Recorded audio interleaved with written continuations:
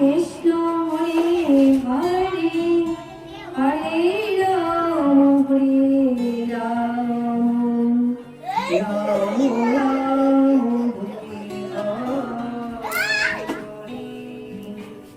हरे नाम नहीं मुखे कलो नस्त गोती लगता এই কলির জীবে হরির নাম ঘৃণা আর কোন কঠিনাই এই নামই মুক্তি, নামই আমাদের শ্রেষ্ঠ। এই কলির জীবে কাছে আর যদি কোনো কিছু নাও থাকে তো তাকেও এই হরে কৃষ্ণ মহামন্ত্র নাম রয়েছেন, এই নামের গুণেই জীব উদ্ধার হইতে পারে। শ্রীমদ্ ভাগবত গীতার আমরা প্রথম অধ্যায় বিষাদে পাঠ করা হয়েছে। দুটি শ্লোক, 3 নম্বর শ্লোক থেকে পাঠ করব। শ্রীমদ্ ভাগবত গীতা ভগবান জীবের মঙ্গলের জন্য তিনি দান করে গেছেন। ভগবান এতই দয়ালু, এতই কৃপালু, ভগবানের অসীম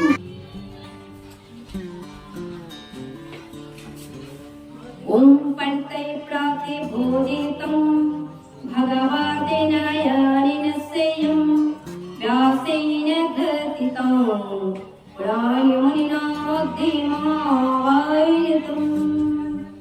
आदितं देवतापरस्मिं भगवते मस्तकसदायिनीं अमृतामृतसन्दधामि भगवद्गीते भवद्वेषिणीं नमस्तोते दासुसारभूते वल्लभलिङ्गाय कपात्रनेत्रौ येन तेन भारतो त्रैलोक्यं प्रज्वलित ज्ञानमयप्रदीपो प्राचीनो पारिजाते तत्रात्रै गोपायै ज्ञानमुद्राय कृष्णाय गीतामृतोऽधिके सर्वोपनिषद्भागवद्गीता गोपालनन्दनो शास्त्रोवत्सदेवोपादितं गीतामृतं महतं वसुदेवं सतं देवं तं शिचार्यमार्दं योगी परमानन्दं कृष्णं वन्दे जगद्गुरुं मूकं जगति वाचालं पङ्गुं लङ्घयते गिरिं जगत्कृपातमहं वन्दे परमानन्दं जं ब्रह्मा कानन्ति देवैस्तवै वेदै सङ्गपादो संपर्षदगायन्ति जनिसामोदं ज्ञानोऽस्ति तत्तद्गतेन मनसा पश्यन्ति जं योगिन यस्कन्तं नमो व्यासिर्गुण देवाय तस्मै नमः।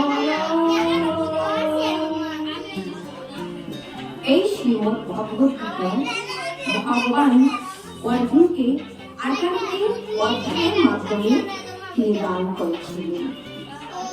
তো 18টি অধ্যায় কেন দান করেছেন? ভগবান দেখলেন একসঙ্গে যদি অর্জুনকে পুরো গীতা দান করা হয় তাহলে অর্জুন কি গ্রহণ করবেন, কোনটি তিনি গ্রহণ করবেন না তিনি ভেবে চিনতে পারবেন না। তার জন্য যেরকম করে ডক্টর বা ডাক্তার আমাদেরকে ঔষধের ডোজ দান করে কোনটির পর কোনটি আমরা সেবন করব, কিন্তু তদ্রূপ একই রকম যাহাতে অর্জুন সঠিক নিয়মে গ্রহণ করতে পারে ভগবান প্রাণবন্ত অর্জুনকে 18টি বিভক্ত করে 18টি ভাগে ভাগ করে 18টি অধ্যায়ে অর্জুনকে সেই গীতামৃত দান করেছেন। সেই গীতামৃতে আজ প্রথম অধ্যায়ের দেখেই আমরা শ্রবণ করব, কীর্তন করব। মুখং করতি বাচলং পঙ্গং লঙ্ঘয়তে গিরিং যতি কৃপাতমহং বন্দে পরমানন্দ মাধবম। যদি বাবা পরমানন্দ মাধবের যত কিঞ্চিত মাত্র কৃপা বর্ষিত হয় তবে কি হয়, উপাধি মুখম করতি বাচন সেও বাক্য প্রয়োগ করতে পারে যদি যতটুকু উচিত মাত্র প্রাণ গোবিন্দ কৃপা বসে থাকা আর পঙ্গু লঙ্ঘয়তে গিরি পঙ্গু কি করিতে পারে বড় বড় পর্বত গিরি লঙ্ঘন করিতে পারে ভগবানের কৃপা বলে সেই জন্য ভগবানের যদি যত কিঞ্চিত মাত্র আমাদের উপরে কৃপা থাকে তাহলে আমরা এই ভগবানের অমৃতময় নাম আমরা নিতে পারি। বিষাদ যুগ, বিষাদ শব্দের অর্থ হলো দুঃখ। অর্জুন বিষাদগ্রস্ত হয়েছিলেন, দুঃখে কাতর হয়ে পড়েছিল। এই জন্য প্রথম অধ্যায়ের নামই অর্জুন বিষাদ যুগ।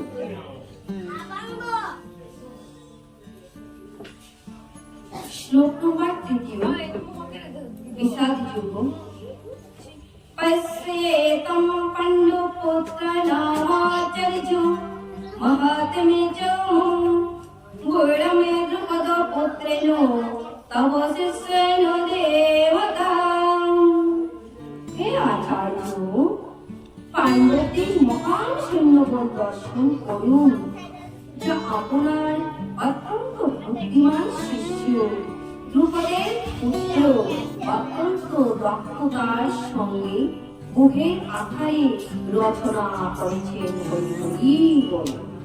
এখানে তার বলছে হে আচার্য, আচার্য বলতে এই অতিথি হচ্ছে দুর্যোধনের। দুর্যোধন বলছে দ্রোণাচার্যকে এখানে আচার্য নামে সম্বোধন করেছেন। কেন? যেহেতু পঞ্চ পাণ্ডব এবং 100 ব্রাহ্মণের অস্ত্র শিক্ষা দান করেছেন আচার্য। সেই জন্য বলছে হে আচার্য, পাণ্ডবদের মহান সৈন্যবল দর্শন করুন, দেখুন আপনার বুদ্ধিমান শিষ্য বলছে আপনার সবচেয়ে বুদ্ধিমান শিষ্য দ্রুপদ রাজার পুত্র কৃষ্ণদ্রম্য দক্ষতার সাথে গুহের আকার সৃষ্টি রচনা করেছেন। 4 নম্বর থেকে 6 নম্বর শ্লোক। अत्रे शिरा महेशासं विवर्जिनो दुहारिणे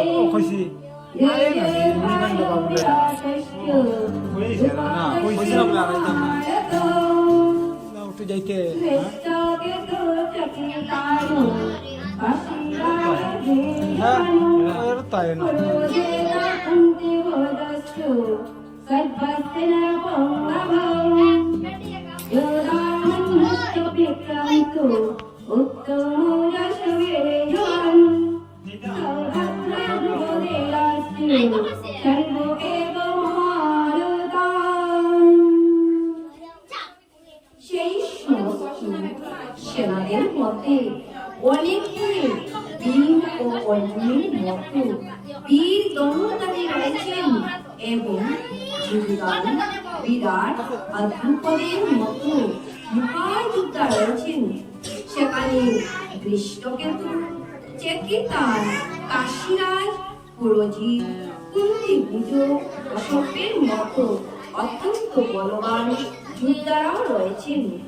সেখানে রয়েছেন অত্যন্ত বলবান যুধামন্য, প্রবল পরাক্রমশালী উত্তমৌজা, সুভদ্রার পুত্র এবং দ্রৌপদীর পুত্রগণ। এইসব যোদ্ধারা সকলেই একজন মহারথী। এখানে নাম বর্ণনা করা হয়েছে। তো যারা উত্তম, যারা যুদ্ধে নিপুণ তাদের কথা এখানে বলছে।